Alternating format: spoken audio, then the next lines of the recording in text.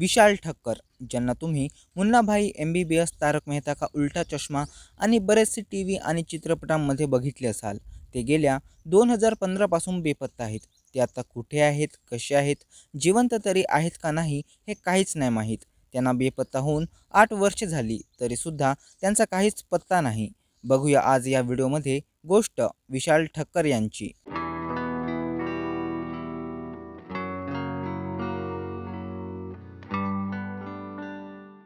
विशाल ठक्कर यांनी 2001 मध्ये तब्बूच्या चांदनी बार चित्रपटात पहिल्यांदा काम केले होते. यानंतर त्यांनी मुन्ना भाई, MBBS मध्ये एका मुलाची भूमिका केली होती. ती भूमिका चांगलीच गाजली. मुन्ना भाई, MBBS नंतर ते टँगो चार्लीमध्ये दिसले. विशाल क्योंकि सास भी कभी बहू थी, किस देश में है मेरा दिल आणि TMKOC म्हणजेच तारक मेहता का उल्टा चष्मा यासह अनेक TV मालिकांमध्ये ते दिसले आहेत. विशाल मुंबईमध्ये राहत होते. 31 डिसेंबर 2015ला स्टार वार्स हा चित्रपट पाहण्यासाठी ते घरातून निघाले.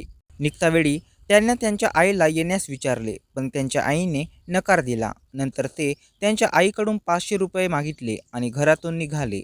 कोणाला माहीत होतं की ते त्यानंतर घरात येणारच नाहीत. दुसऱ्या दिवशी 1 जानेवारी 2016ला विशाल हे त्यांच्या वडिलांना कॉल करून सांगतात की न्यू इयरची पार्टी असल्यामुळे ते घरी त्या दिवशी येणार नाहीत. त्या कॉलनंतर विशाल हे बेपत्ता झाले. 1 दिवस गेला, 2 दिवस गेले, 3 दिवस गेले. विशाल यांचा काहीच पत्ता लागत नव्हता. त्यामुळे त्यांच्या परिवाराने पोलीस FIR रजिस्टर केली. पोलिसांच्या म्हणण्यानुसार विशाल हे 1 जानेवारी 2016ला दुपारी 11:15च्या दरम्यान त्यांच्या प्रेयसीला घोडबंदर रोडवर भेटले आणि तिथून ते शूटला जाण्यासाठी निघाले. त्यांची हीच लास्ट लोकेशन होती. यानंतर त्यांचा मोबाईल स्विच ऑफ झाला आणि विशाल बेपत्ता झाले.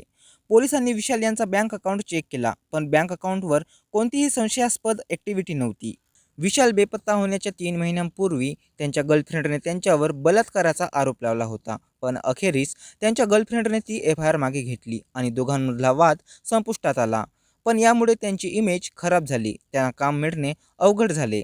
विशाल बेपत्ता झाल्याच्या काही महिन्यांनंतर विशाल यांच्या गर्लफ्रेंडचा मृत्यू झाला. मृत्यूचा कारण हार्ट अटॅक सांगण्यात आले. पोलिसांनी विशालला शोधून काढण्यासाठी खूप प्रयत्न केले, पण आज त्यांना बेपत्ता होऊन 8 वर्षे उलटली तरीसुद्धा त्यांचा काहीच पत्ता नाही. काही लोक म्हणतात की विशालने सुसाईड केली, कारण की ते त्यांच्या गर्लफ्रेंडने त्यांच्यावर बलात्काराचा आरोप लावल्यानंतर डिप्रेशनमध्ये गेले होते, कारण की त्यांना काम मिळत नव्हता. याच्यामुळेच त्यांनी सुसाईड केला असं काही लोकांचं म्हणणं आहे.